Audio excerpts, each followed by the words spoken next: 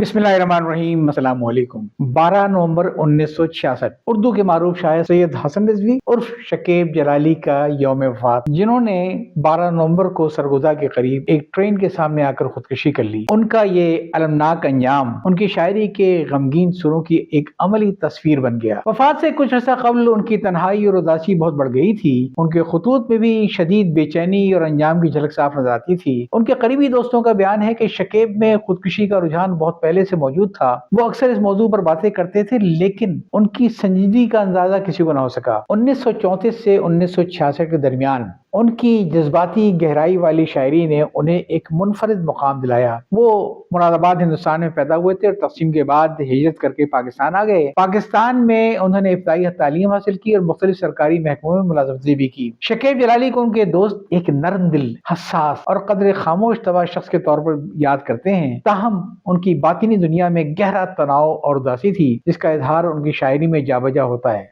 शकीब जलाली की शायरी को जदीद गजल का संग मील समझा जाता है। उनका लहजा बेहद इनफरादी है। वो राइज उसलूब से हटकर बाहरास्त अपने दर्द और अपने कर्ब का इजहार करते हैं। उनके इस्तिआरे और तशबीहात गैर मामूली हैं। उन्होंने रोजमर्रा के आम मनाजिर में भी एक अजीब तखयलाती गहराई पैदा की। मसलन उनका एक मशहूर शेर है, तुम जब आओगी तो खोया हुआ पाओगी मुझे, मेरी तन्हाई में ख्वाबों के सिवा कुछ भी नहीं। उनकी गजल में गहरी तन्हाई, अजनबियत, जदीद जिंदगी के नफसियाती कर्ब की अक्कासी बहुत नुमाया है। उन्हें यह एहसास था कि वो अपने माहौल में फिट नहीं हो पा रहे हैं। अल्फाज का चुनाव सादा मगर बेहद मौसर और जज्बाती होता था, जो सुनने वाले या पढ़ने वाले को फौरी तौर पर मुतासिर करता है। उनकी जिंदगी में सिर्फ एक शेरी मजमुआ रोशनी या रोशनी शाये हुआ, जो उर्दू अदब का एक कदीमी असासा है। वो अक्सर कहते थे कि जिंदगी की हकीकतों से दूर अपने ख्वाबों में रहना उन्हें बहुत पसंद है, जहाँ कोई दुख या रंज नहीं है। उनकी शायरी में गहराई है, ख्वाब का इस्तारा बार बार नजर आता है। याद चाहता हूँ। अल्लाह।